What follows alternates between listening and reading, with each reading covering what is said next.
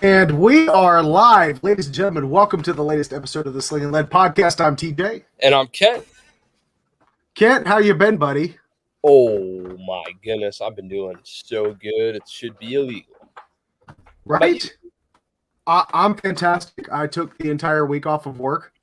So as the show is entitled, The Road to Vegas. So in a little less than 36 hours, I will be stepping onto the mat for Jiu-Jitsu Con International, which is a tournament that will be co-located and taking place at the same time as the Master Worlds Championship Tournament. The National Association of Folding Clothes with Motherfuckers Still in the Clothes. That's about the size of it. Speaking of which, I did catch the podcast last week. And yeah, I'm here. I've come to the rescue. We will be finally watching the fight videos from the National Open, which honestly, I think the timing kind of worked itself out. Call it serendipitous, if you will. I knew Serendipity. Yeah, it's a good movie. I was referring to the girl. Never mind.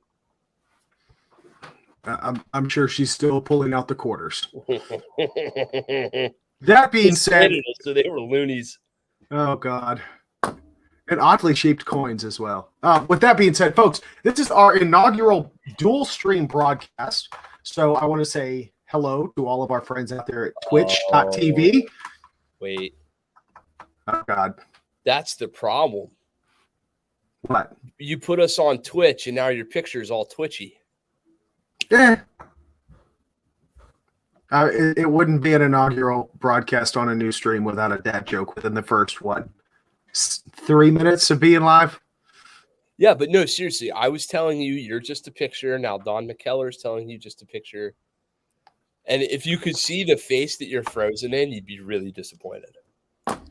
Just saying. Such is life. I mean, what can I tell you? Folks, I have no idea, honestly, what is going on. It could be the dual broadcast.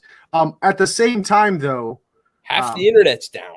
Yeah, the worldwide. Somebody walked into the World Wide Web and learned kung fu really quick. So yeah, for those that don't know, as Kent was actually telling me, because I took a week off of work, I am completely removed from this knowledge. But it looks like the entire Eastern Seaboard for Comcast is like shitting the bed right now.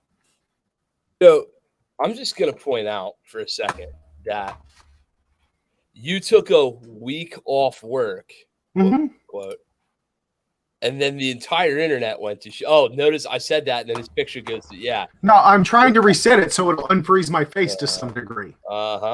You fucking, I know what's going on. You're involved.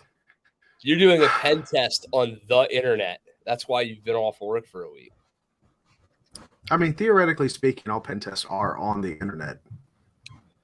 You know what I'm talking about.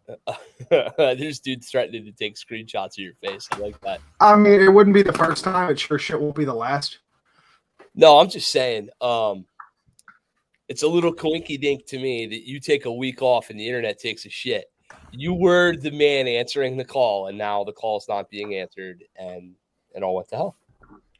I don't know what to tell you, man. The guy's got to sleep. I can't fix everyone's problems. You should tell the folks at the company I almost forgot not to name that they should pay you double because fucking you leave and the internet takes a shit. Because reasons. Send your boss that. You're like, hey, look, dude.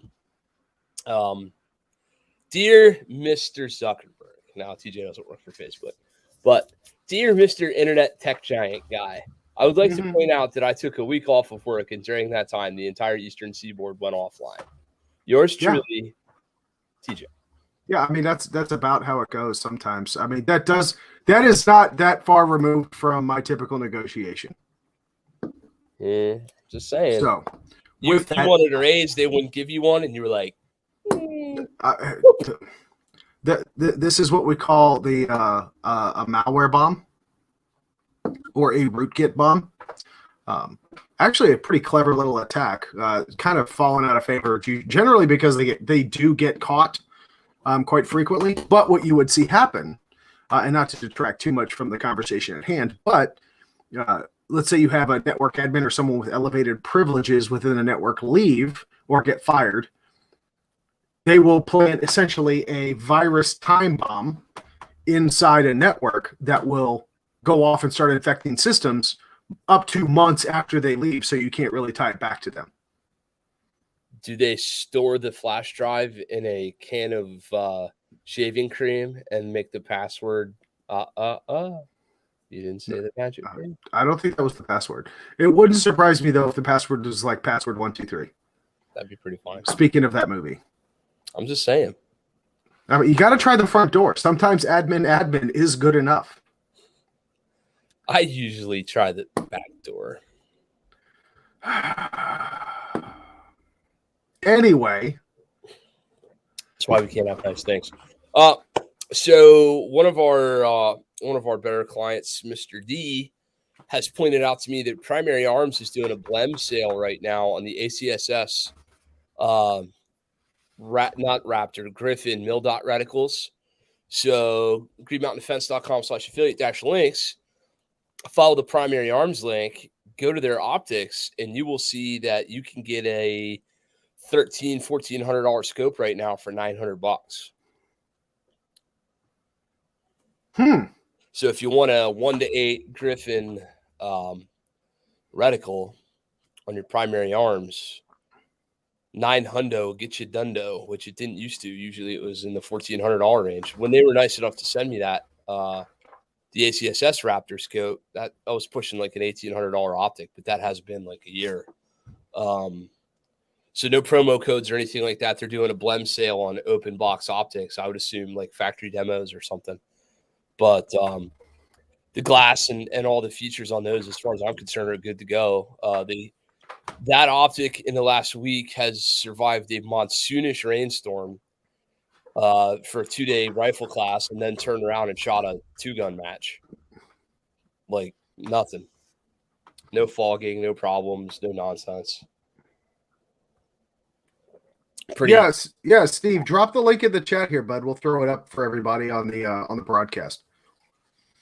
Yeah, it's a pretty neat little deal on there. But if you guys obviously make sure you follow our affiliate link that's on your screen, so you get to the PA page and then go from there. But anyway, let's see things to talk about tonight. It turns out that the commotion in Kenosha or whatever has things have heated up over there. They're not gonna stop, are they? You know what? Commotion in Kenosha, you know, like that. It's such a travesty, a slight to Muhammad Ali, if you will. Just saying. So what happened was, all right. Do you want to just talk about this whole Rittenhouse thing? Do you want to just like hammer down on it right now? Yeah, we might as well, folks. I mean, so just to catch everyone up, so it's in the news, right? If you haven't heard about it yet, do some Googling. Actually, watching the court hearing itself on YouTube, it's being broadcast in various locations, is quite entertaining, especially to watch the prosecution completely step on their dick. But yeah, so if you happen to be sleeping under a rock for the last, I don't know, better part of a year, Kenosha, Wisconsin, I think it was the Freddie Gray shooting.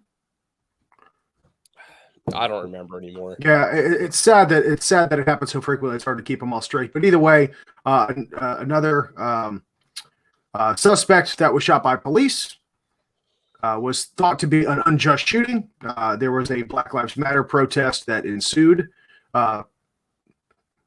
Protest riot. I'm going to use the word riot. Generally, when you start setting fires on dumpsters and burning car dealerships to the ground, that's no longer a protest.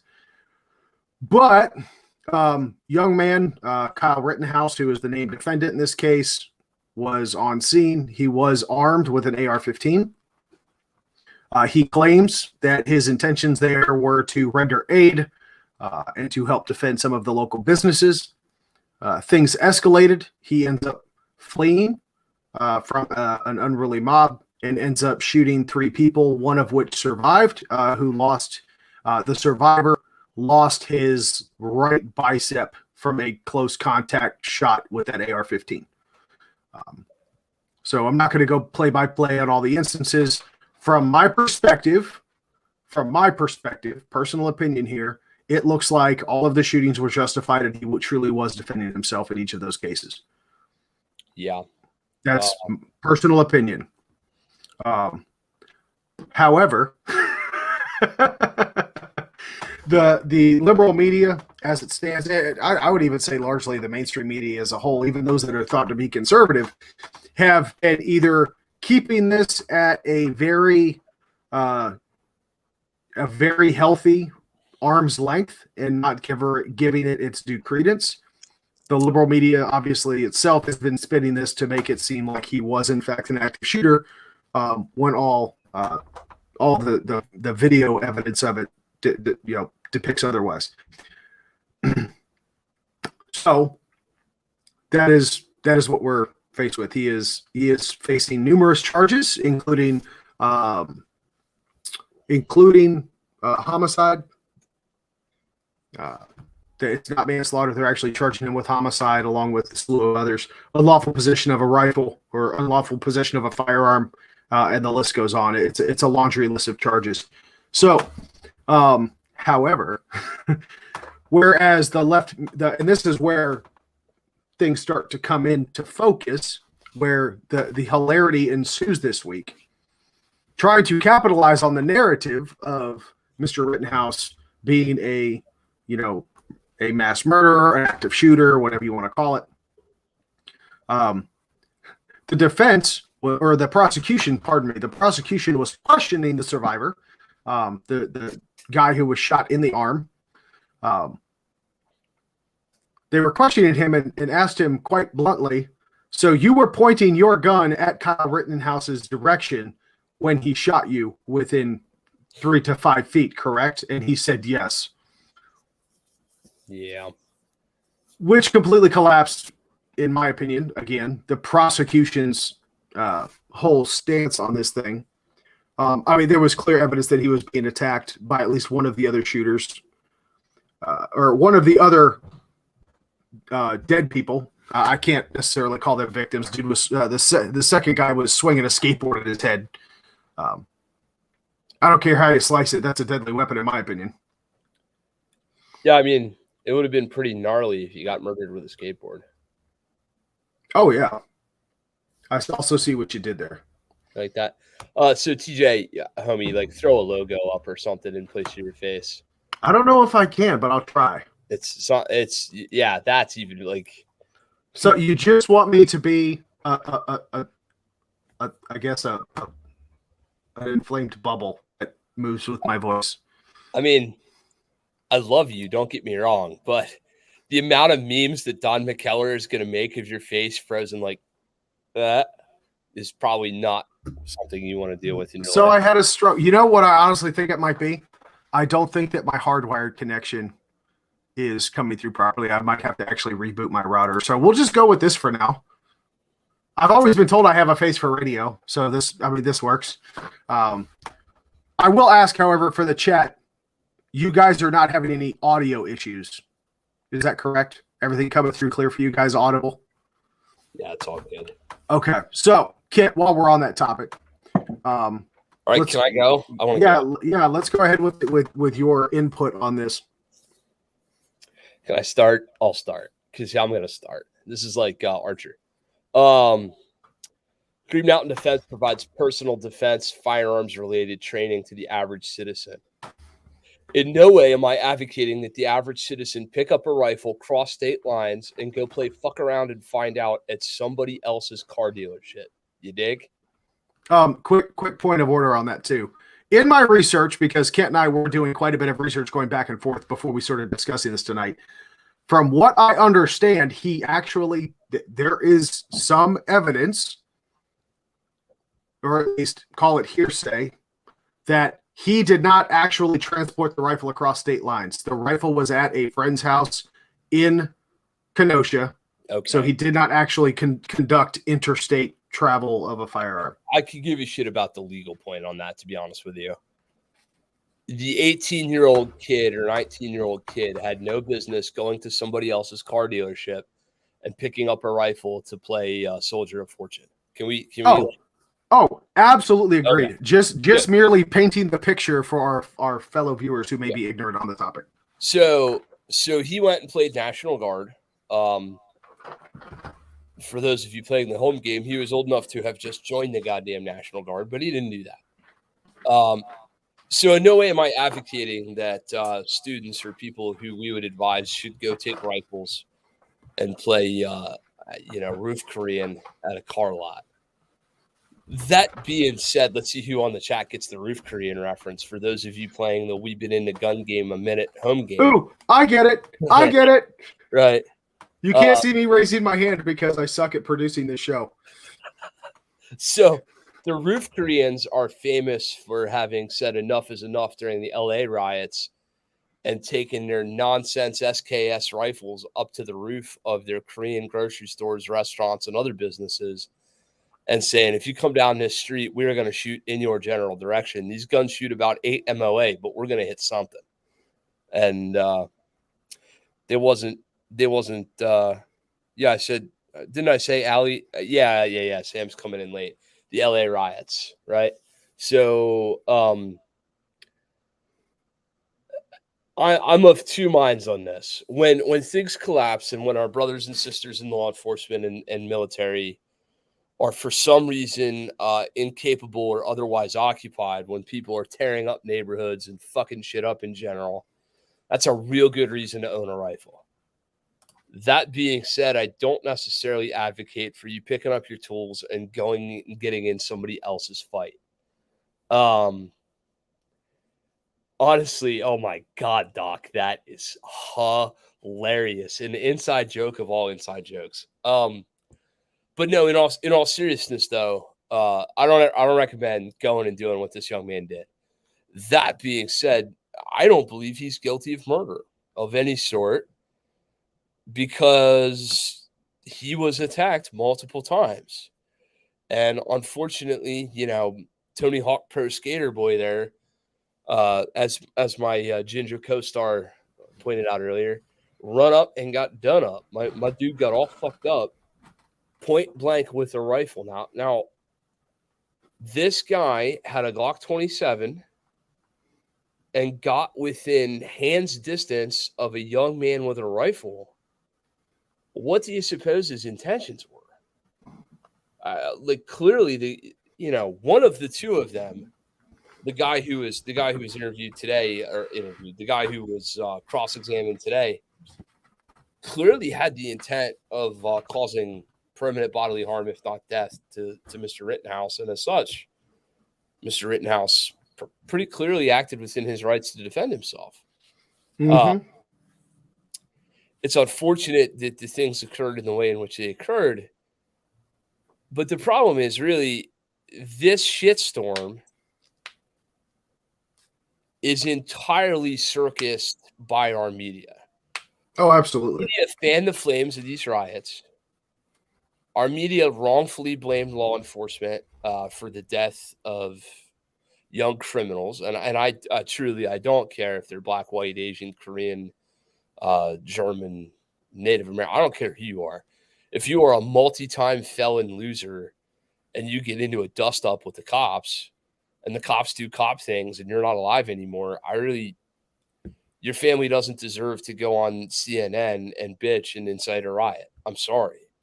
I feel terrible. I don't want to see young life taken, but these riots and the continual fanning of the flames led to people feeling like enough is enough, which led to a young man being in a place he had no business being with a tool he should not have had, and then using the tool that he should not have had to defend his life, whereas otherwise he may be dead today for the lack of having the truth, or for the lack of having the tool, excuse me. So it's a bad situation all the way around. There is no, and unfortunately, many of the sheep in our society do this fucking nonsense where they like, I'm Team Rittenhouse, I'm Team Skateboarder guy, and they don't realize that they're playing into the narrative. And both young men have had their lives essentially ruined either way. Absolutely. Yeah, I'll agree with you hands down, man. I right, wrong, or indifferent, despite my personal opinions on what actually transpired, the responsible self-defender in me is going to, like, if it were my kid, I'd be like, where the fuck do you think you're going? Right. The hell you are. Get your ass back in this house. Nothing good happens after sundown, especially when there are planned protests and riots within 20 minutes of the house. I mean, hell, Kent, when we had our family vacation a couple years ago, there's still shit going on out there in PA, right? Mm-hmm. And you and I, though I will say adequately equipped, were smart enough to stay away from those areas, right? And what actions do we take? I circled the wagons and communicated with the people in my life that matter enough. There's a small handful of humans. I'll never forget that day. One of my friends still talks to me about this. I reached out to the people I care enough about that I knew may be in the area of affected violence with a simple, like, do you need me to bring my angry ginger friend and come get you, or are you okay? Once I had communicated with literally like 7 humans and realized that none of them were in immediate danger, TJ and I took our children and went to my home, where we had a very, very short establishment of like, what's the protocol going to be if shit gets weird? Doesn't take much. Of any humans who could have been like, oh, fucking TJ being like, hey, brother, you got some extra rifles? Let's go fuck with these guys. Like, never a thought entered our mind. We were in my Jeep with our families, and we're like, yeah, we better get these fucking kids home. Yeah. Mm-hmm. How much more conversation does there have to be? Well, especially when you're, I mean, so intelligence preparation of the battlefield, right? What do we know? What do we assume or have reason to believe is going to happen?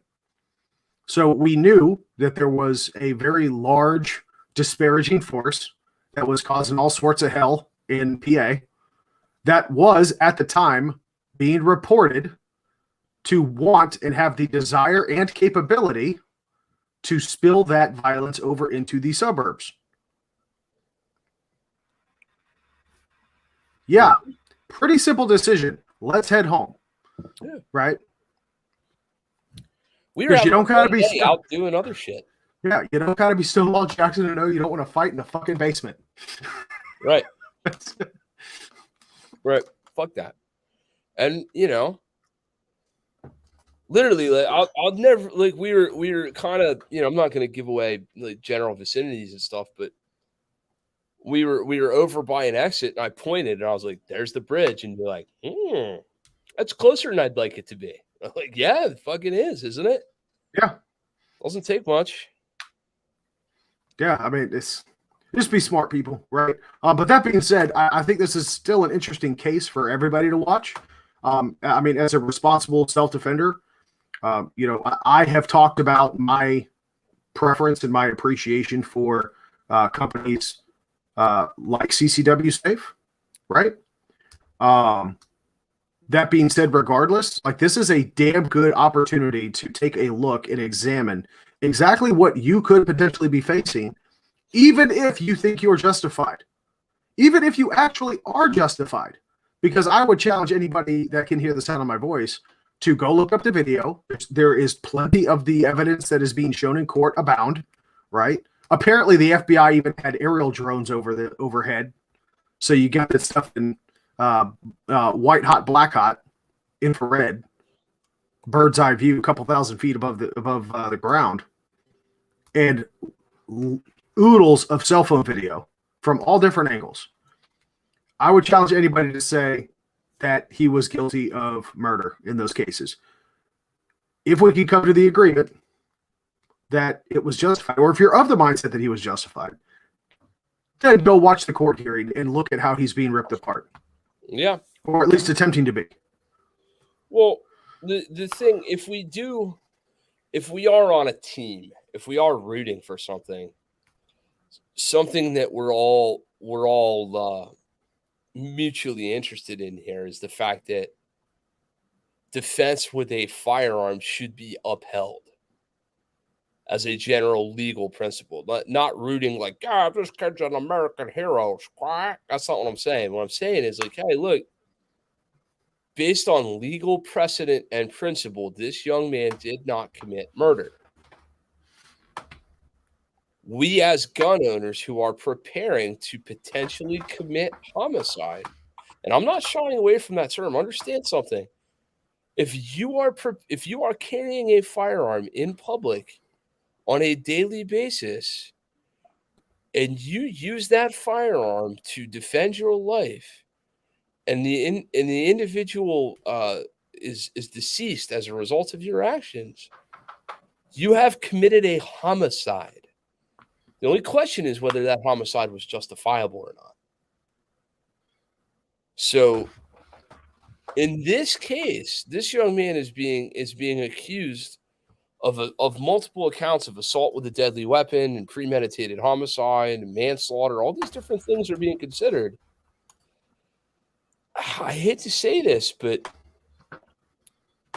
this is a microcosm of what you can expect if you use a lethal force tool in public. Mm-hmm.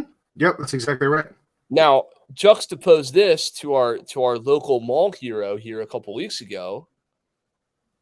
The primary reason that our local mall guy in Lancaster County didn't get charged with a bunch of different things is mainly because there was an immediate shitstorm created around the circumstances with which he was there in the first place. Right. Our mall individual was just a guy at the mall with his wife and his kids.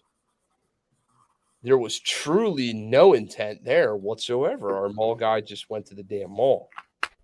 So one of the things that I would say that this should be used as far as a teaching platform is if you know you're on your way to a fight, you should then understand the consequences of the fact that you can't claim later that you were unexpectedly attacked. You know, Mr. Rittenhouse certainly, I mean, was prepared for a fight. Yeah, to some capacity. You know, it's leave the professional shit to professionals.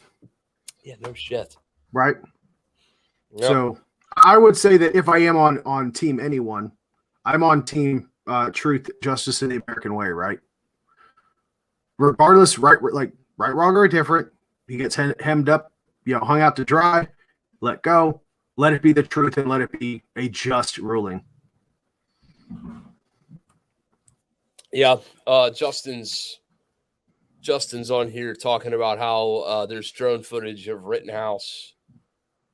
As they played the drone footage, you could tell that Rittenhouse was emotionally scarred by his own actions. I mean, yeah, like ask anybody who has experience with lethal violence. Most of them are not like fucking want to be tough guys. Most of them are like, yeah, dude, it really sucks to be set violence on other humans. Actually, no, you know what? That's a great point. Actually, so let's pivot to this a little bit, right? Because naturally, we immediately think military personnel, right? I mean, hell, 90% of basic training and boot camp is intended to psychologically desensitize you to committing acts of violence against the enemy. Does anyone know why on the United States, at least for the Army, I'm pretty sure the Marine Corps does the same thing, but why for the United States Army, the qualification range is using human-esque targets that we call green Ivans? Because there was a study done in Vietnam where they were asked how many of the lethal engagements that you might have been involved in, Mr. Soldier, did you actually draw and intentionally aim your rifle at the enemy personnel? And the answer was A resounding approximate 25%. 25% of people that are trained to kill and desensitized to said violence still did not aim at a known human being. That is when also in the military that they were using strictly, circle targets, very much obvious, paper, 10 ring bullseye size, style targets for which to qualify. They transitioned it to more human-esque targets, to the silhouette targets known as Green Ivans, to increase that percentage of people willing to do violence and to help with the desensitization. With that being said, it only increased a certain percentage. It is not a 100% certainty. I know and have served with plenty of people who have taken human life and were emotionally scarred by the action. Yeah. It's interesting to truly consider the entire, the whole picture of consequences. Hashtag consequences, hashtag Green Mountain Defense signature drill. I keep saying consequences now. But seriously, there's a lot of shit behind your decision to access, script, present, press, bang. If you really, really, really do that, fuck me, man, your life has just changed forever. So Doc went through 3 life-changing altercations in the span of 80 seconds or whatever the fuck. You know what I mean? That guy, Rittenhouse went through untold traumatic experiences just in that, by the time he got to Skater Boy, he had to be thinking, fuck me, my night's going to hell. Well, there is even witness testimony in this case where immediately after shooting the first guy, Rosenbaum, I think was his name, Rosen something or other, the guy that turned out to be a convicted pedophile, repeat convicted pedophile, by the way. So I will shed no tears for that sack of human shit. Anyway, after he shot that dude, there are witnesses that claim that he even circled back around kind of in a state of shock. And I'm paraphrasing here, but essentially the sentiment was, oh my God, I shot this guy. That was kind of what they were conveying. There were shock and surprise and, almost disbelief that what just happened. Right. Right. So it is what it is, but yeah, it's not easy. It's never easy.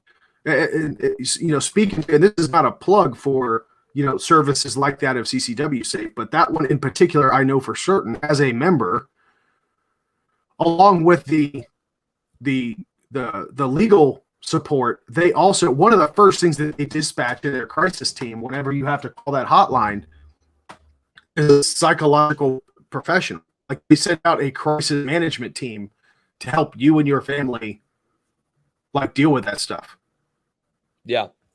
I don't know if you know this or not, but the cleanup crew that in John Wick, when they back the van up and they roll the dudes up in carpet and all that shit, that's a real thing.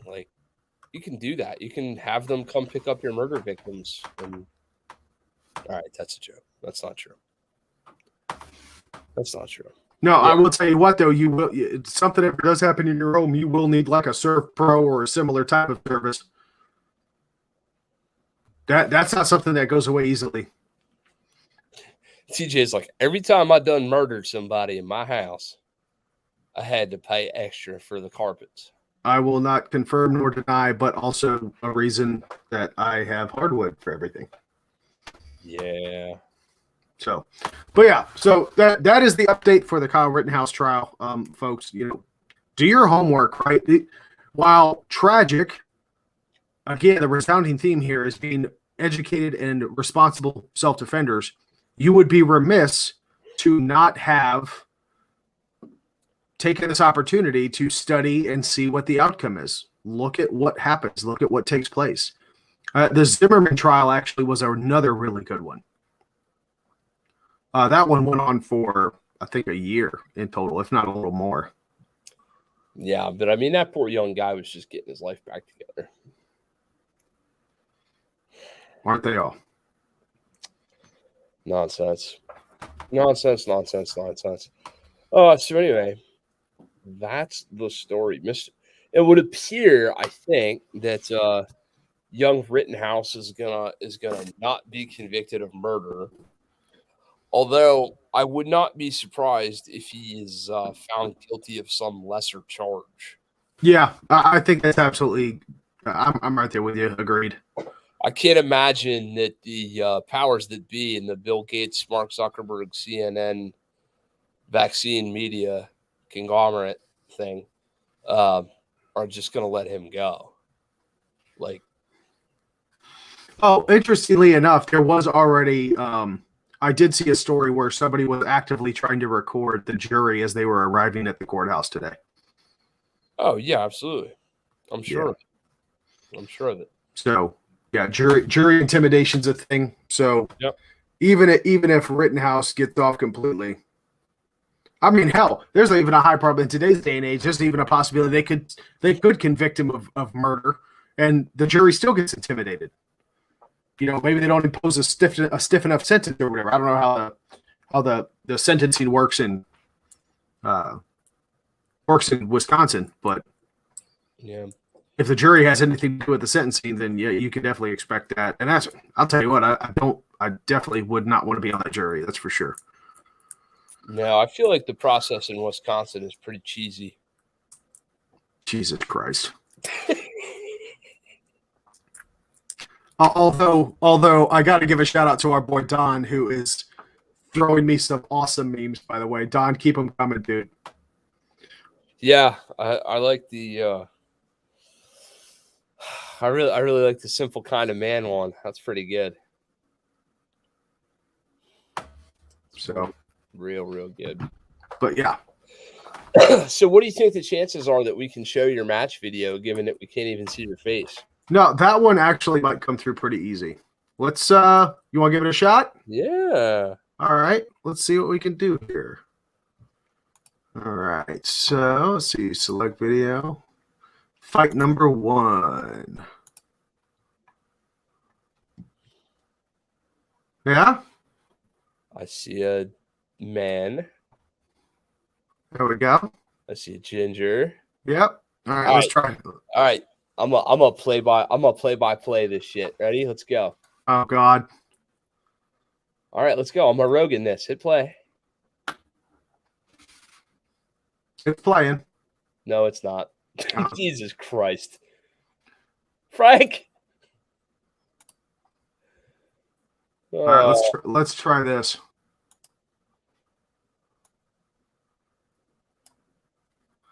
Sorry, Twitch.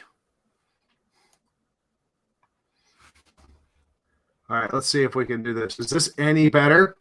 Am I still frozen? Yeah, frozen? Frozen. Am I still frozen? Damn it. Let's try the stop screen.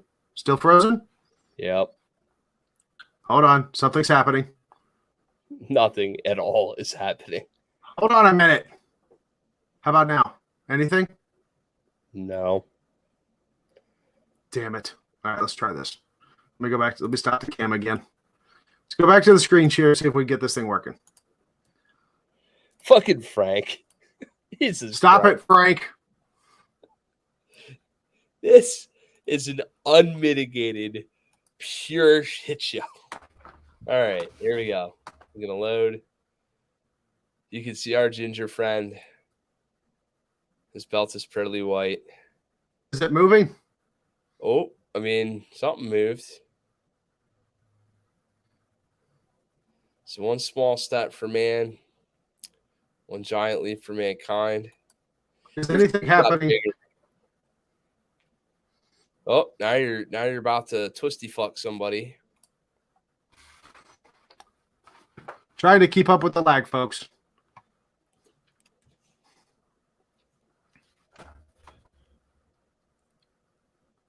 Are you guys seeing this at all? Yeah. This I'll tell you what. Kent, entertain the folks for a little bit. I'll be right back. I'm going to get this shit fixed. Okay. Is he gone yet? Not yet. We'll throw him out. I'm deleting your ass. Bye. Oh my God. So I'm taking applications for a podcast producer / best friend. Not for realsies. So we got Scott talking about carbine class. Let's get that set up so that we can train with Sam at Evolution Training. 42 Phoenix is here. Phoenix, have you shot a gun yet? Let's ask Phoenix if she shot a gun yet.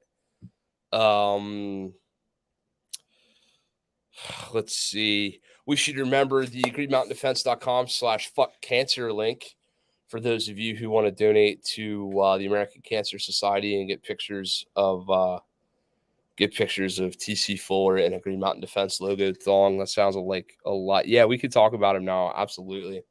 Phoenix, we want to know if you shot a gun. Don McKellar, we want to know if you're ever going to shoot a gun again. Sam D. Simone, we know what you're up to. You're being awesome as usual. I go to the range on the 18th with a girl and a gun. I assume you mean the organization, a girl and a gun, and not a random girl and a random gun. So that'll be good. Whereabouts, which girl and a gun chapter do you hook up with? Send me the link. I'll replace him until he gets back. What do you mean send you the link? You are the link. You probably have it. Oh God, I see a picture of him, but none of you do. Yes, so Girl on a Gun. That's a good organization, I would say, most of the time. No disrespect intended. As long as it doesn't turn into a wine or a coffee clutch or a book club, more so than a gun club, I'm all about it. But sometimes it can be a little too socially and a little less learny, so that can be problematic. Don, you missed a hell of a 2-gun match at West Shore. That was cool. We're going to Vegas. Fuck yeah, Landon. Well, TJ's going to Vegas. He's flying in to compete in the Gingers Who Can't Run a Podcast Jitsu tournament. My hair's getting too long. Yeah, it is getting too long. We need to cut that. I need Zach to come back up here with his ball trimmers and cut my hair. Yeah, Phoenix, that's seriously, so that's a concern, right? Like if it's a serious pursuit, if it's ladies who are trying awful hard to learn to be better with their guns, then fine. If it's, oh, come on, girls, let's go out and have a girl power, and then maybe shoot a little, I don't know. It's just like anything else. Like, it's like, are you there for the pursuit of education, or are you there for the social experience? And let's be fair. The same argument could be made about IDPA, USPSA, 2-gun, 3-gun, fucking whatever other firearm-related pursuit you might have. A lot of people are just in it for the socialization, not so much the learning. Justin, I don't speak Tardwaffle. I have no idea what that comment means. Yeah, I need to buzz it again. I do. I mean, I guess I need to buzz my hair again. You guys have voted, so less hair, shorter beard. You probably honestly would prefer me be the one whose face you can't see, because TJ's at least halfway decent looking. I look like 8 pounds of shit on a stick, but I shoot good. I'm pretty funny, so fuck y'all. Oh, let's see what else. I think we should talk about what gun-related stuff y'all are looking to make purchases of in the upcoming year. Who's buying what? Justin beat Kent in 2-gun.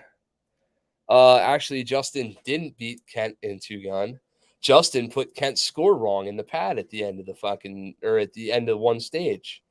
I'm coming for you, Justin. I saw that shit. Who else buzzing head would make a good podcast? Oh yeah, so we should buzz it. Xmas is coming. Glitter holiday beard, yeah, maybe. Mountain Man Kent to be Mountain Man Kent. I'm always Mountain Man Kent. Frank's buying more guns. Gingers have no soul. I do have a soul. I absolutely have a soul. I don't use it much. Justin, you know damn well that score was inaccurate. I'm coming for you, you gimpy motherfucker. I'm gonna break your other leg, you lying sack of shit. You and Phil, you colluded against me. Also, Justin shot real well, so that is good. I will say this: Justin whooped my ass in one of our demos in front of students. That was pretty cool. He beat me by 1% on a rifle drill. Nuts, stuff to make sendies. I believe Justin. Of course, everybody believes Justin. That's the point. Actually, let's talk about how awesome Justin's suppressor is. So I have a Dead Air Sandman K suppressor on my short 5.56 gun. Justin has a Silencer Co. Omega 300 on his short 5.56 gun. Now, his suppressor is just a little longer than mine. But holy shit, it is almost movie quiet. Justin got a 5.56 to suppress so much, to suppress so goddamn much that the fucking thing wouldn't even pick up on a timer. That's how quiet it was. Actually, Sam, in all seriousness, so now Sam's being serious about our match. So in all seriousness, we ran a 2-gun match, which very infrequently is run in our club. So it's a different set of rules and targets and scoring. And I think what we had happening in our match is that folks didn't understand how to score the targets correctly. Because if you look, there's a lot of that kind of. So it wasn't like an edit. Justin didn't go in and fuck me on purpose. It's just one of those things that, like, there's the failure to neutralize and the target engage not fail to neutralize, and there's like 4 different things, and I don't think they were all being used correctly throughout the match. Yeah, Silencer Co. Omega 300 is the one Justin's running. That thing is fucking legit. I'm buying one. I've already put in inquiries to a couple different dealers to try to get one. TJ, admit a ginger. Admit a ginger to your stream? No. I see a faint picture in the distance of a ginger. Yeah, 10.5. Justin's barrel's a 10.5. He borrowed a bootleg adjustable bulk carrier group from Steve.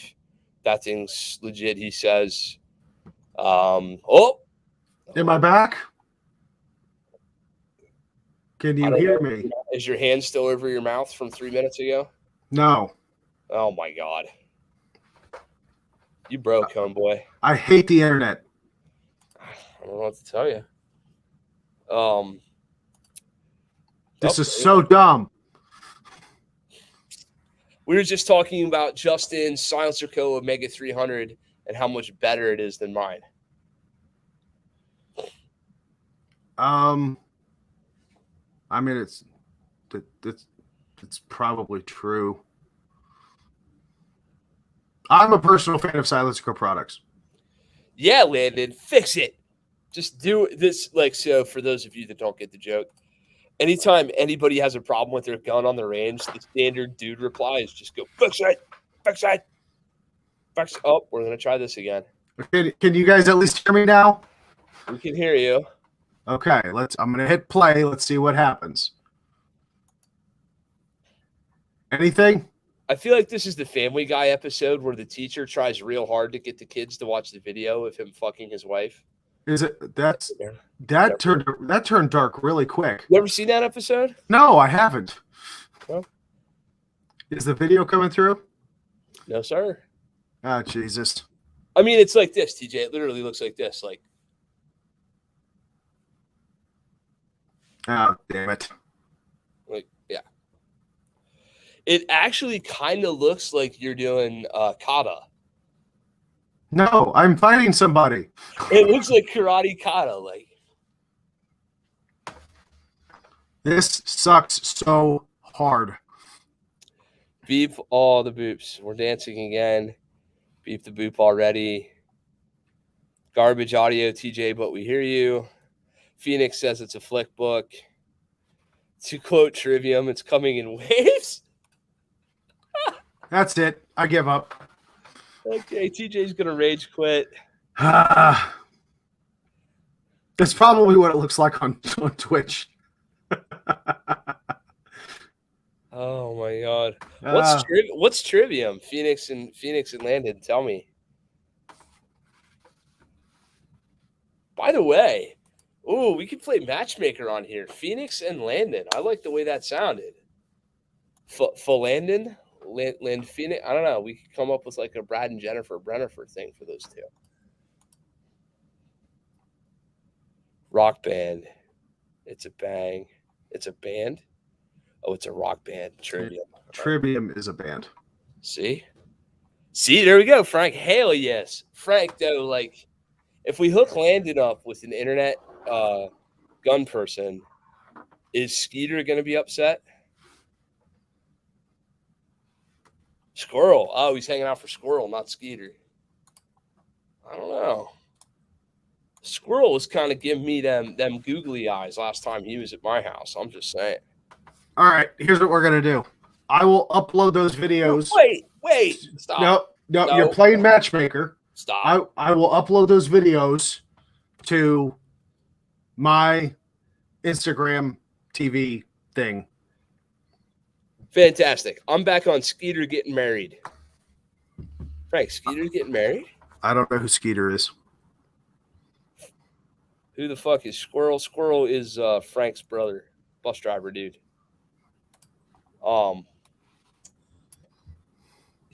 It's like speaking Phoenix. Speaking of a rock band, this is like introducing you to all the crazy characters in a rock band.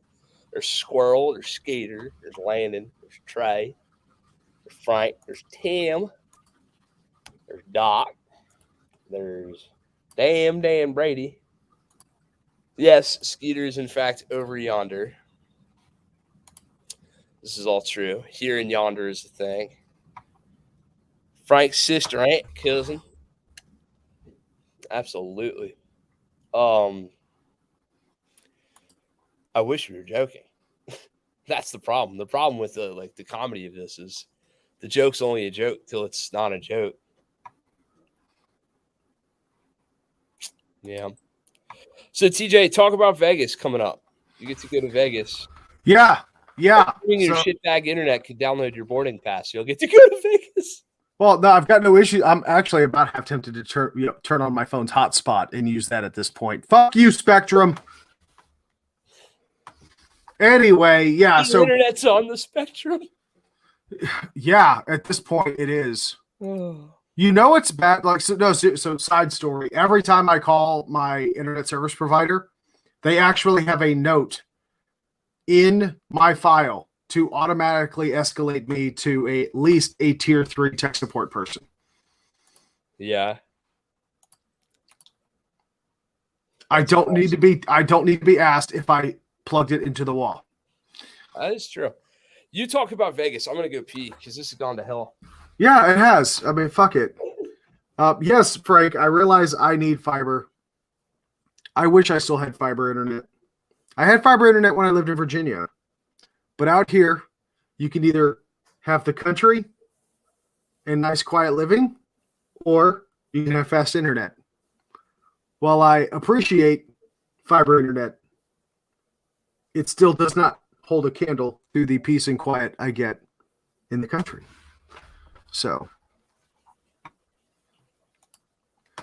anyway, so Vegas, yeah. So, folks, for those that are not aware, the International Brazilian Jiu-Jitsu Federation is hosting their World Masters tournament. So, in Jiu-Jitsu, at least in competitive Jiu-Jitsu, the sport of Jiu-Jitsu, they break the brackets down, or the classes down, by a couple of different demographics. So one being belt rank, obviously, the second being weight, and the third being an age demographic. Masters is 30 and above. So you'll have Master 1, Master 2, Master 3, etc. I do think that at a certain level, like 60 plus, it gets to what they call executive or director, if I remember correctly. I don't know for certain, but I will. I'll cross that bridge when I get to that age, if I'm still doing jiu-jitsu. So the Master Worlds, or World Masters Tournament, called Master Worlds, is the world championship for the 30 and above demographic, all different age brackets, etc., or all different weight classes. And the stipulation being, though, that Master Worlds is for blue belt and above. Being still a white belt, I will be competing in what is called Jiu-Jitsu Con, or the Jiu-Jitsu Convention, which is a similar international championship, but it is explicitly for white belts. And they also have a Jiu-Jitsu Con, I think they're calling it Jiu-Jitsu Con Kids, for young adults. So that'll be all age brackets and different belt ranks. So my fights take place on Thursday. It's a 13-person bracket. I have a bye in the first round thanks to the first place that I took at the Nashville Open this last month. Yeah, so I've got a bye in the first round. That's awesome. And I'd love to show you guys the videos, but Spectrum sucks. You'll have to subscribe to or follow me on Instagram to go see those. I'll upload those later. But yeah, so me and several other of my teammates will be competing. A lot of our black belts, a lot of my coaches will be competing at Master Worlds. So the good thing is it's in Vegas. It's at the Las Vegas Convention Center. Fighting starts Thursday, and we'll go through Saturday evening. How much gambling are you going to do? Not a whole lot. Frankly, won't have a whole lot of time, but all of my coaches and stuff, like, they get done Friday afternoon, so we're planning a dude's night out Friday. So. Jesus Christ. So she can hear the vein in your neck pulsating. Yeah.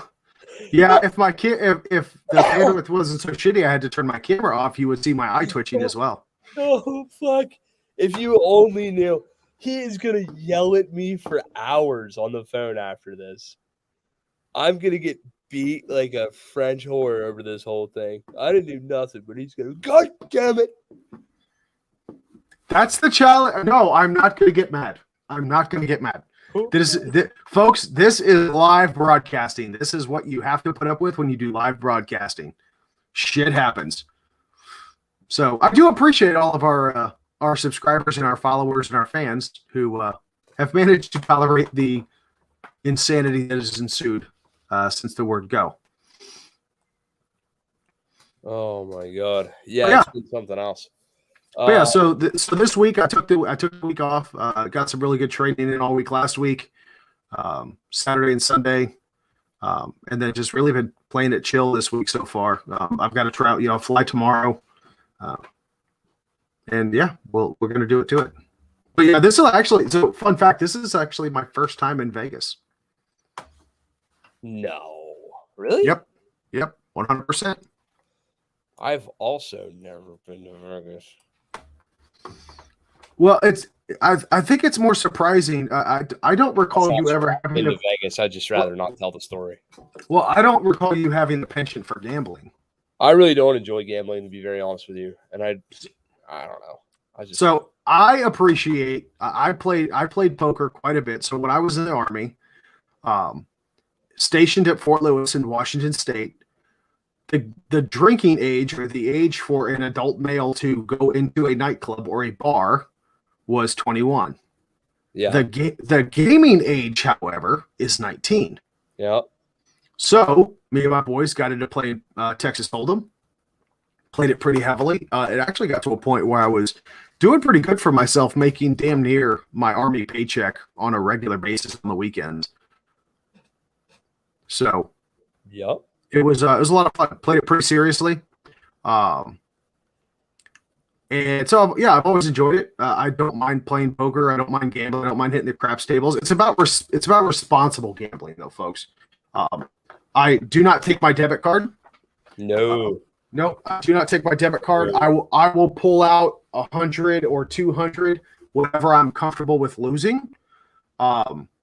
And I play with my own cash. Once I lose it, it's a matter of not only self-control, but limiting the the enticement, the intrigue to want to keep going and getting stuck down that rabbit hole. So yeah, I know my limits, and it's always good to put those into place, those physical barriers that you might have. But yeah, so I'll do the same thing. You know, I'll pull out enough to have a little bit of fun with, and that's it. That's all I'm comfortable losing. So my deal on gambling, if you do it, is you pull out what you would spend on a fun night out. If you're up to like, hey man, I'd spend $1,000 on a good dinner and a good show and a good hotel and whatever, Mhm. hang out. Fine, pull out $1,000 and go gamble with it. But that's the fucking end of it. Yep. Like, stop there. Yep. Or, you know. Yeah, it's about being responsible. So yeah, that's the idea, and I think we're gonna go out. We're gonna do some. We're gonna have a little bit of fun Friday. Not really too worried about fighting, because it's like literally Las Vegas is going to have some of the best jiu-jitsu practice, thousands of the world's best jiu-jitsu practitioners in the world converging on this place. You know, you could really church this up if you want to. You could just be like, yeah, going to Vegas for a fight. And just like stop that. Like, they think you're going to like, you know, UFC or some shit. God, no. God, I don't no. know. You look like in the dark from across the street without my glasses. You look like a UFC fighter. I mean, thank you, I guess. I'd say It's because I just look like a bubbling silhouette on the podcast right now.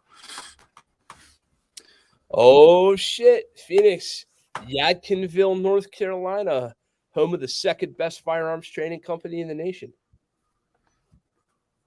Absolutely. Yeah, Thunder Ranch is in Oregon, I think.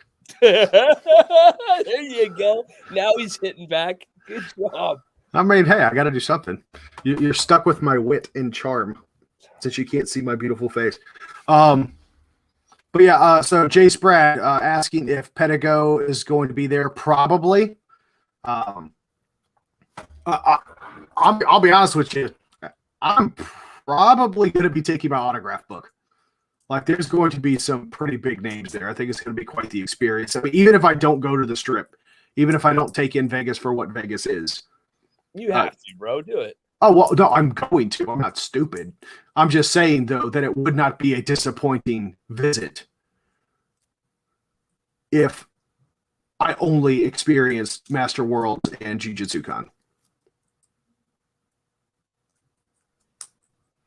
Yeah. If the Hillbilly Hammer's there, I will keep an eye out for him. The Hillbilly Hammer. That sounds like my cousin Eddie. The Hillbilly Hammer. Oh, but yeah, so what other questions you got for me, Kent? I would like to know what you will be doing within 5 minutes of your first fight. I would specifically like to compare the mental preparation to that of demoing in front of students at a gun class. Yeah. Or shooting a match. Or a real fight.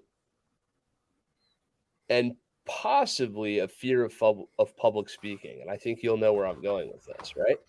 Yeah, absolutely. So this has actually been probably the biggest advancement in my quote unquote game. Just in the few tournaments that I've done. Controlling the pace is a big thing, right?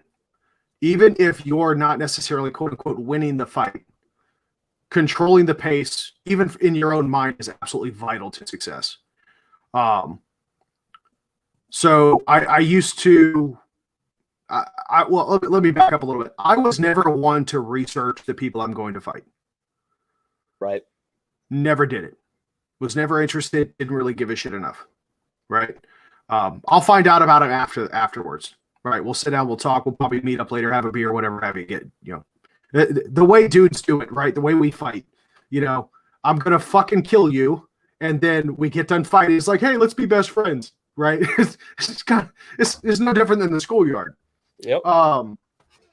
But mentally preparing for those fights. So it's actually pretty cool. The way IBJJF does it is up to an hour before your fight, you're expected to be in what's called the bullpen.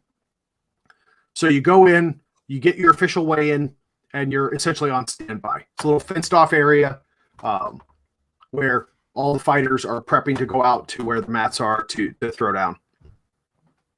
I'll typically I got a playlist on my iPod or my phone, my iPhone.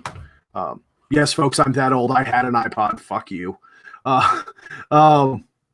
So I've got a playlist on my phone, and I'll jam out to that just to kind of get my mind right.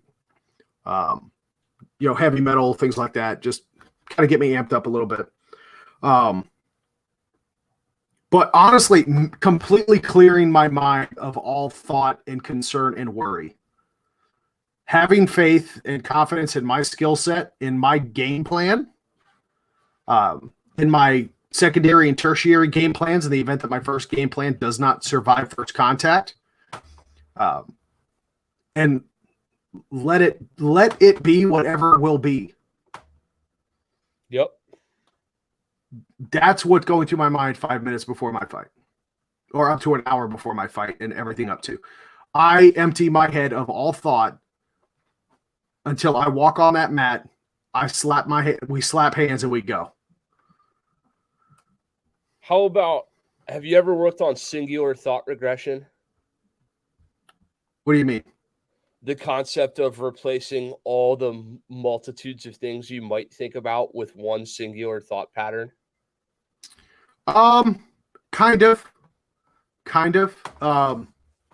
So focusing on my breathing, right? So not necessarily a particular thought, like I want to think of puppies or trains or clouds in the sky or anything like that. It's just focusing on my breathing, getting my breathing under control, because what I try to do is maintain that pace of my breath even when I'm fighting, because that is one of the best ways to control the pace of the fight.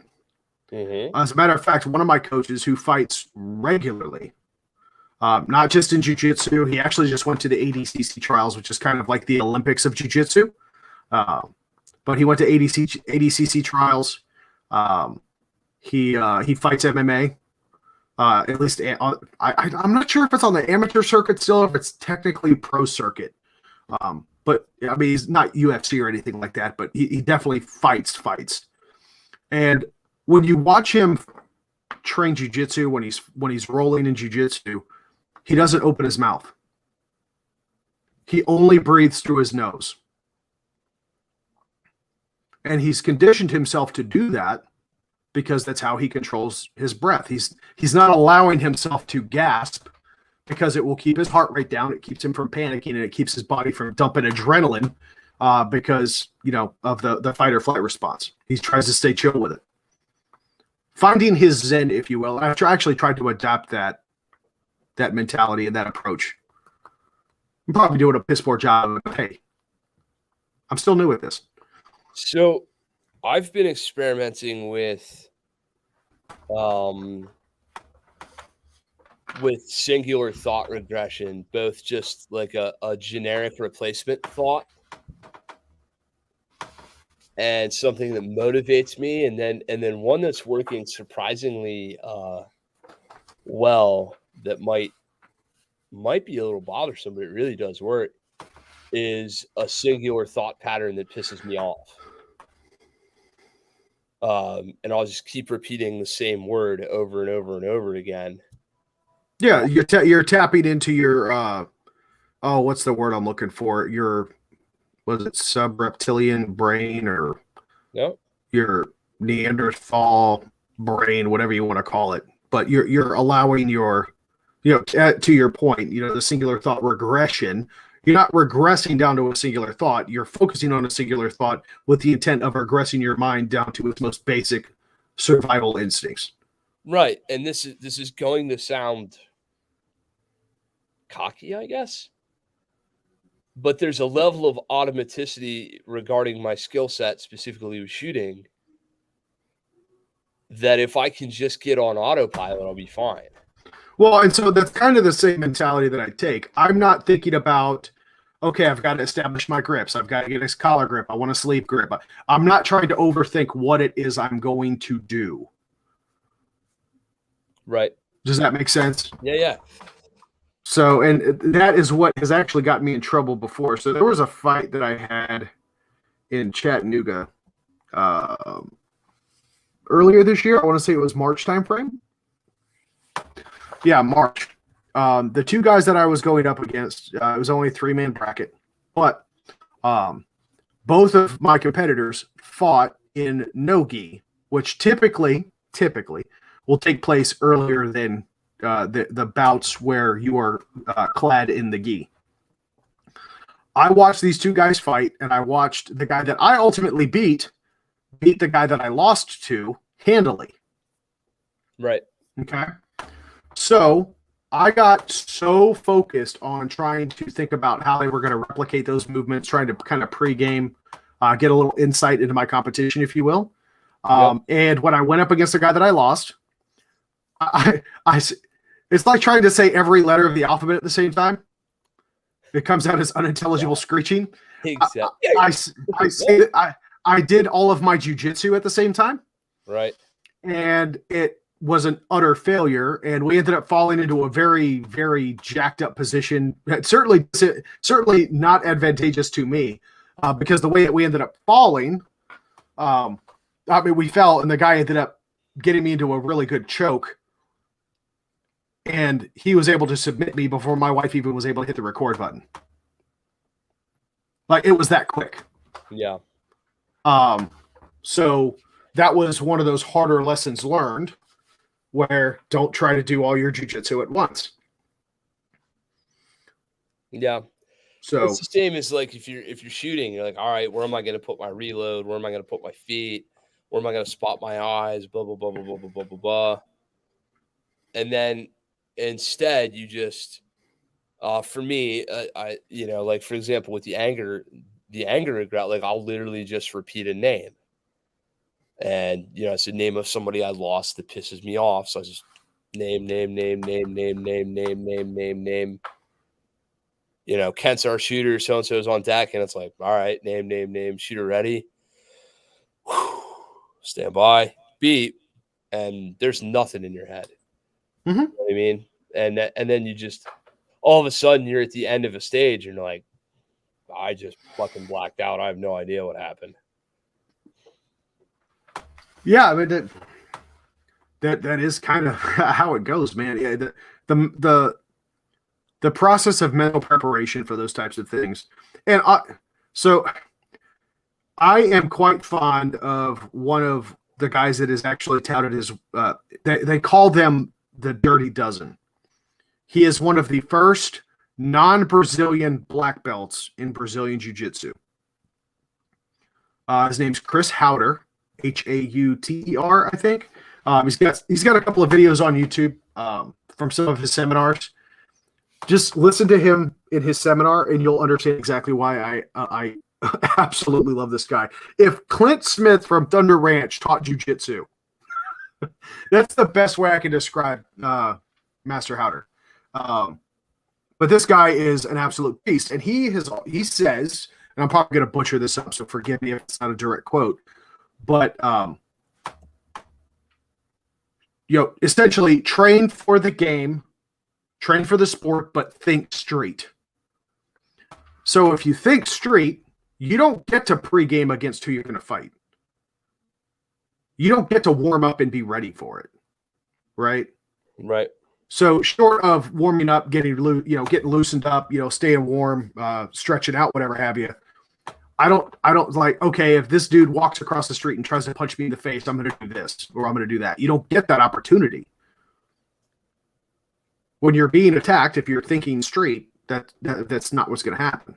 You have to adapt and you have to try to control it as best you can, given the situation you're presented with. So when you try to overthink it, that's typically when accidents happen or when bad shit happens. It goes from there. Now, that being said, I have a plan. I'm not going in completely blind and stupid.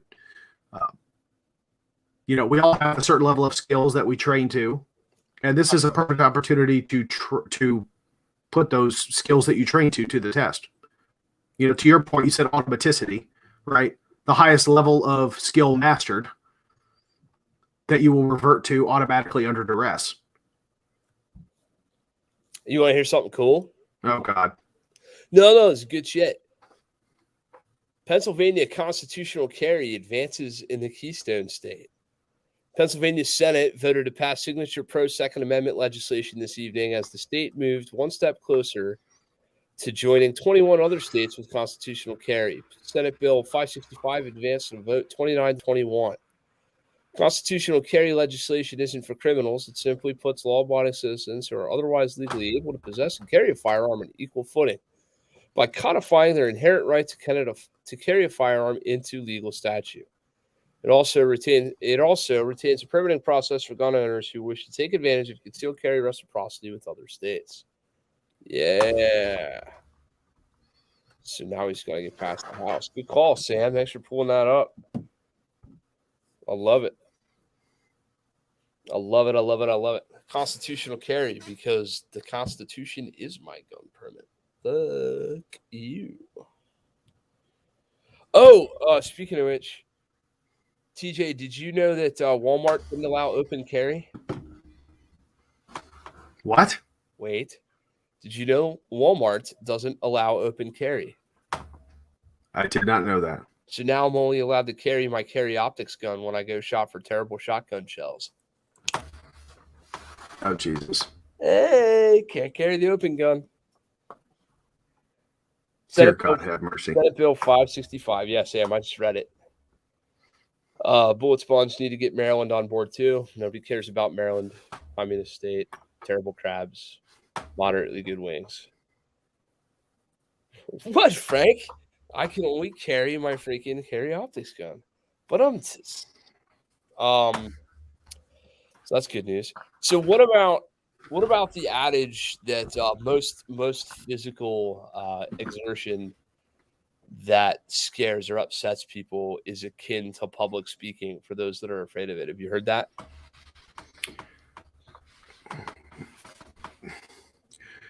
You have to ask yourself the question, though. If we look at the stressors that are imposed on a human being when they're going up to speak, nobody has a problem with the act of speaking. Well, right? Generally. Okay. People who watch this podcast would identify two people that clearly have a problem speaking.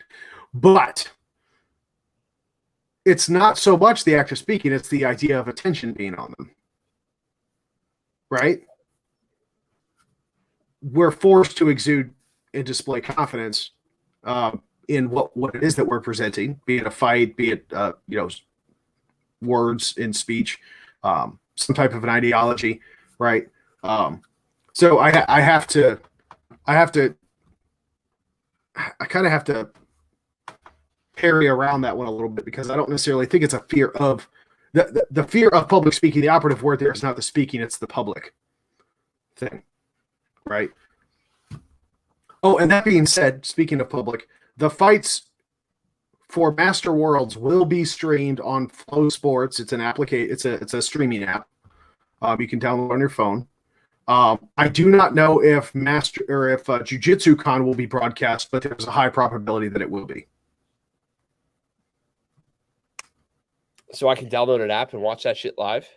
Yes. I don't have to wait for Charlie to text me and be like, he done fucked him up? Yeah.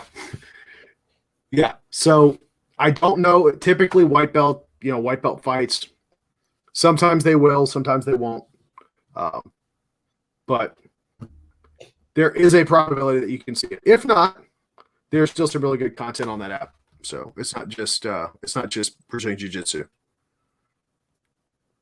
I mean, let's be honest. If there's a camera on you, they're going to see some interesting shit, Tater. If they can get the cameras to work. It'd be funny as fuck if we were watching the jiu-jitsu thing and there was just this amorphous white blob with no avatar. all you do is see just some random guy in a circle with a silhouette in the middle of it, throwing him around and trying to choke him out. Oh God. That's TJ. Yeah. At least your white amorphous emoji could be red.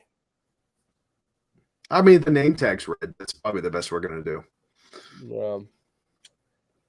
TJ comes on the screen and the stream goes down. That'd be fucking hilarious, actually, too. Oh, God. J. Sprad, you don't know how right you may be. Oh, jeez. J. Sprad, when's the next quantified performance match?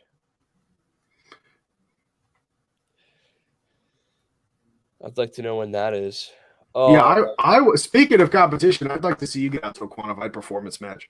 So, folks, for those that don't know, Kent recently posted video of his recent 2-gun match, and I almost didn't recognize him because I saw a dude with a long gun in his hand, and I was like, "There's no way that's Kent." We shoot rifles too. Sometimes Justin and I have been shooting rifles, for the last 3 weeks recently. Looks like it's in March. March. Ooh, look at that. Perfect. You got plenty of time to practice and get ready for that. Rifle dry fire. Yeah, sure. Why not? So, yeah. Tons of reps from strike ready. Just constant strike ready reps. That's all that matters. That and building positions. And what do you think about this? I've recently received some argumentative internet criticism for the in the gun, on the gun mantra when it comes to rifle malfunctions.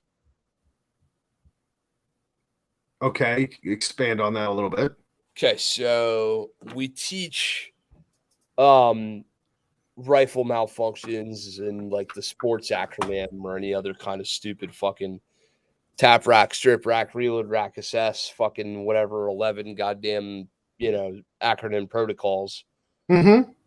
When really the truth is my clientele is most likely going to be in their boxer shorts with a rifle with 20 rounds in it. What kind of classes you running up there, buddy? No. Personal defense rifle. You're in your home with your rifle.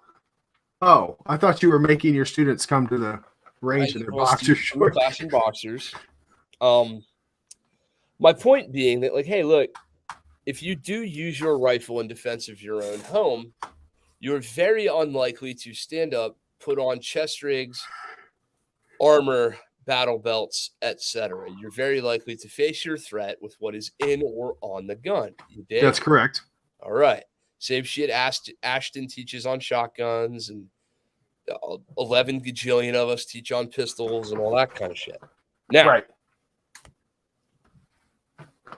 Most rifle malfunction clearances involve at some point assuming that the magazine in the gun is the failure point, ditching that magazine and going to a secondary reload off the belt or off the chest rig. My question to you is, should that happen to you in your terrible scenario inside your hallway in your house, where the fuck are you getting that extra magazine? Which in my mind means we better figure out how to fix what we got. You know what I'm saying? I mean, there's a couple of options. No, I agree with you. You should learn how to fix that issue. Immediate action drills are there for a reason. Somebody somewhere, smarter and better and braver than us, has been stuck in a situation where they did not have that extra magazine, and they had to get their shit back in operation and back in the fight, right? That being said, there are plenty of solutions on the market. RediMag, REDI-mag comes to mind, which is a bolt-on operation. It's pretty much a secondary magwell. Right. So as you release the magazine from the magwell, it's the same release mechanism. You can grab a backup magazine that's attached to the gun, literally parallel to your live magazine in the magwell, and do a hot swap. Mm-hmm. However, that don't do you any good if you're dealing with a level 2 or a level 3 malfunction where you've got a double feed or anything like that. There it is. Yeah, jamming it. Anyone who says that Immediate action drills are garbage for especially long guns. Has not shot long guns enough to see how shit can go wrong horribly. There it is. Like pistols, handguns, I'll give you that one, right? Double feeds, not really, like it can happen, right? But generally, the stripping of the magazine, this tap rack bang type scenario, is generally going to fix that solution. Generally. However, rifles can get like backroom casting couch ugly. Yeah. And yeah. That's that Tim Kelly bad porno shit. Multiple things trying to go in the same hole. Right. Uh-huh. That goes to hell real fast. Oh, I got one for you. How about one where you chamber around and your primer comes out and dumps powder all in your gun? Been there. Didn't like it. Or on your fancy pants pistol caliber carbine, AR-9 or otherwise, and that recoil operated or blowback operated bolt that still has a gas key like device on top of it, and the bolts shear off and jams your gun up. That's gonna happen in Justin's PCC in about 11 rounds. That thing feels like somebody's got a hammer in there clunking on the stock. Yeah, that's happened to me. It actually happened to me during a match. Oh my God. Completely froze my gun up because that key, that gas key, broke off. The bolt sheared, and I all of a sudden had a little like 1/4 inch by 1.5 inch long piece of steel rattling around in my receiver that jammed up my bolt. Like it took 3 dudes and like 2 to 3 different types of pliers to get that fucker out. Oh my God. After the match, luckily my buddies were nice enough to lend me a gun to finish the match, but if that had been a gunfight, I would have been proverbially fucked. Mm-hmm. So yeah. So I'm curious, what was the source what was the position on the matter to counterpoint the idea? The assertion that a poor magazine has caused the double or triple feed in the first place. That is, to be fair, that is probably true. It has been proven that, while the statistic is probably complete horseshit, 99% of the problems can be attributed to a faulty magazine. I know I'm not rich, but I could afford to rip a brand new magazine out of the packaging every 3 to 6 months and load my home defense for serious, the world is ending rounds into that. Oh, yeah. This is my point. So what has caused the double feed in that gun other than a failed magazine? How do we diagnose it? What cues on the rifle can we get? I'll give you a hint. If you don't train to manipulate your safety in between sets of on-gun, off-gun, and you never try to manipulate your safety, you'll never feel what I'm talking about in the first place, and you won't be able to self-diagnose this shit, let alone fucking in your home in a quick situation. Right. And the problem becomes that there's too much infotainment out there where everybody wants to put on their 11 fucking chest rigs and their 42 battle belts and their upside down fucking H harnesses and every goddamn thing else and run around like Zulu Ninja Warrior guys. And nobody thinks about what happens when I beep boop this motherfucker out of the thing it's hanging on in my bedroom, pull it down and go, not today. And I can tell you what that looks like because that actually happened in my house. No, nobody got shot, but still, man, like that was as real as it got for me. How did I go to that fight? Boxer shorts. Right. That's how it happens. Yeah, that's exactly what happens. Yeah. So when dudes, you say to dudes, hey man, talk me through remedial action on a rifle, and they start talking about, stowing that magazine for later and going to your belt, and, or like we'll sling and go to secondary, then we'll get the gun back up and running, then we'll like, wait. What do you do for a living? I'm like, I'm a car salesman. All right. You spend a lot of time car salesmaning and chest rigs and shit? No. What do you do? Well, what are you talking about? I sell cars. Okay. So what are the chances you're going to be running around on a battle belt and a chest rig and all this shit versus just pick up rifle in-house, go to work? If your system doesn't encompass things like that, I would suggest that you're probably training for failure. That's all. Yeah. I agree with your position. That's all. So I love it when like the Instagram commandos want to be like, "Yeah, you shouldn't teach that." All right.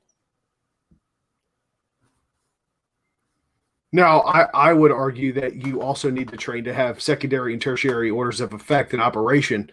Don't stand in the fatal funnel and try to unfuck your gun. That's right. Right. Shoot, move, and communicate are the three critical operations in a tactical environment. Don't just stand there. This is why in our rifle class, I combine dick stick malfunction clearances with barricade work. That's exactly why. Right.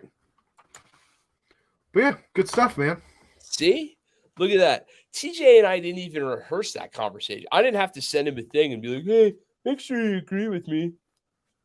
Oh, no, I'll tell you if you fucked up. No, Bossy, I'll tell you right now if you done fucked up. I'm the amorphous white blob, god damn it. I am. I'm going to tell you right now. I'm sorry, Dave. I can't do that. Now, see, of all times, for that icon to not be red. That was fucking funny. I'm sorry, Dave. I cannot comply with your request. What else we got? So did we work this shit out? Is Phoenix going to Apache for rifle class or what? Did we handle that? Do I need to facilitate in some way? Wow. I don't know what we're wowing about. I get weird looks from the students. That's what I'm wearing at the house. Oh, I think she's wowing to the idea of Frank in a lime green mankini. Oh, you have no idea how true that is. Yeah. I got a great video of me doing all kinds of awesome tactical shit when my house got broken into by the 92-year-old marauder. But there are things in the video that you cannot unsee. All that's going through my mind is a half-naked Kent doing like a cartwheel through the house, or the running Spetsnaz backflip tomahawk hatchet throw off the arm of the couch. Something like that. While in his boxer shorts. It got interesting, but it's a good thing that old lady had dementia, because if she remembered what she saw, things got a little interesting. That's all I'm saying. All right, what else? I can't afford ammo. I mean, we know where there's ammo. A fart wheel. Fart wheel. And this has derailed. And yeah, that's the end. Fart wheel is a good place to call it. Oh god. But yeah, Not doing his best. Chris Farley, BH Ninja. No. Awesome. Well, TJ, you want to like talk about sponsors and how people can support the show and charity and stuff like that? Yeah, might as well. By the way, folks, I appreciate your patronage and your support and sticking with us through the absolute clusterfuck that is a live broadcast. However, Kent and I are nonetheless going to remain in high spirits and continue to do this for you guys week after week. Looking forward to next week, of course. No, we have no idea what we're going to talk about just yet. Next week we'll be able to see TJ, but we won't hear. They'll be over there. Yeah, you might be able to see me, but yeah, it'll be hand gestures. Expect to see a lot of middle fingers. With that being said, folks, really do appreciate you guys hanging in there with us. God, I'm so glad that we saved the audio for these, and not the video. Well, actually, no, that's not true. I do save the video as well. Anyway, folks, as always, you can support the channel by going to greenmountaindefense.com/affiliate-links down there, just below my amorphous blob on the screen. You're going to buy gun stuff anyway, so you might as well support companies that we trust and that we are happy to affiliate with. Purchasing those products gets us a little bit of a kickback without increasing any cost to you. Help support the channel, helps us continue to present the free and otherwise stellar content that we present to you on a weekly basis. Please bear with me. I cannot force Comcast or Spectrum to get any better than what it is. Medical, if you're going to carry a gun, you should carry medical. And if you're not going to carry a gun, you should still carry medical. DarkAngelMedical.com for your medical needs. North American Rescue is another good resource.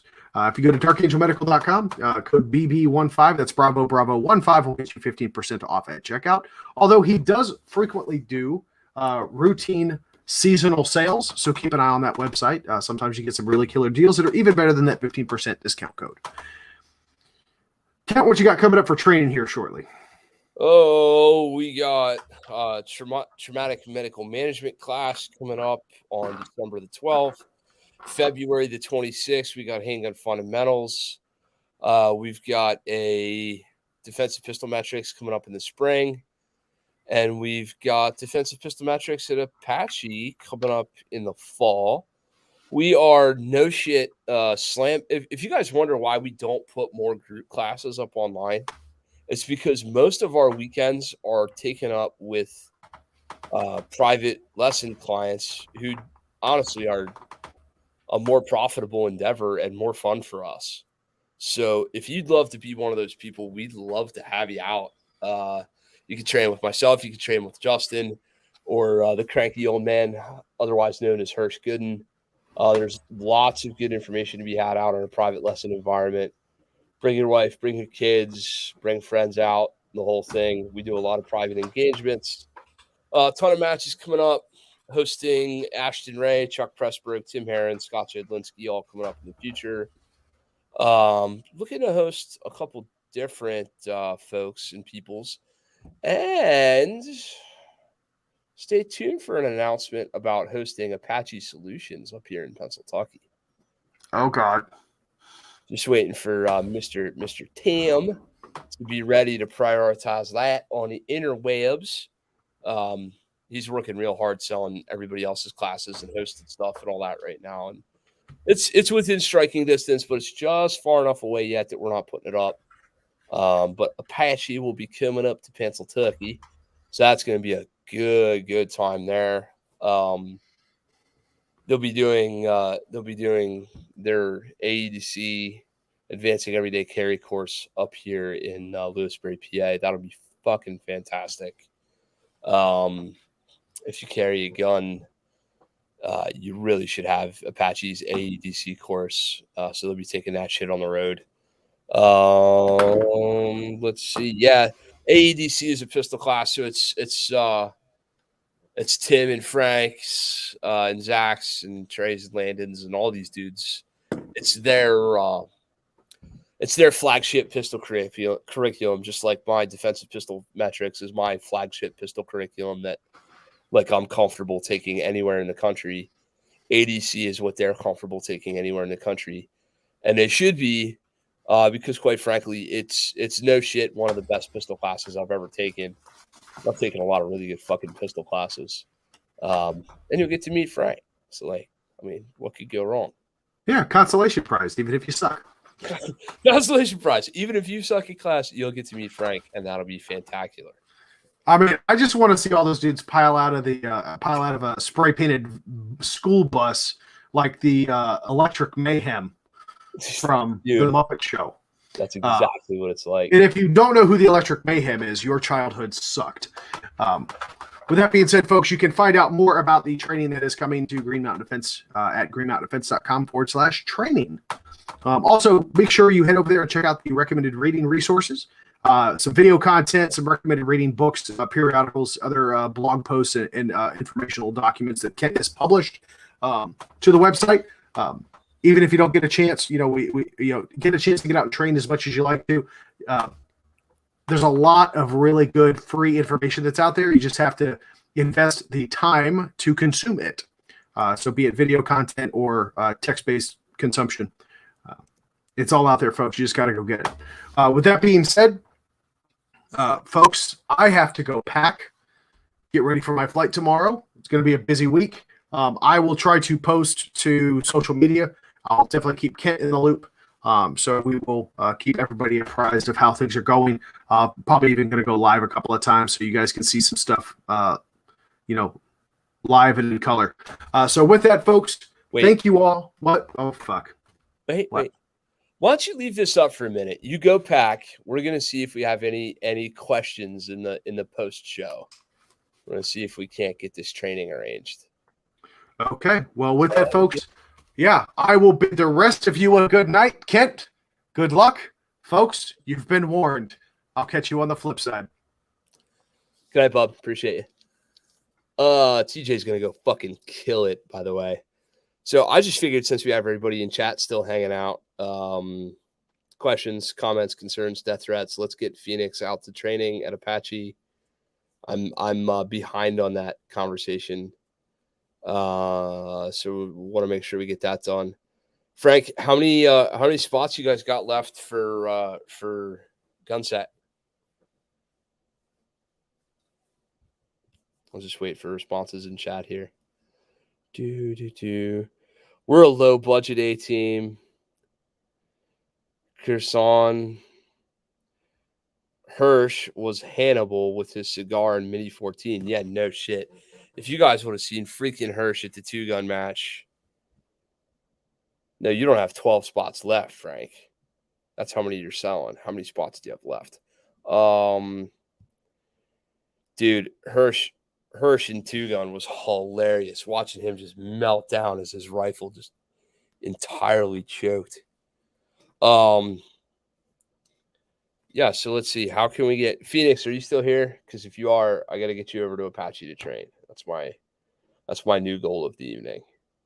So let me know if you're there.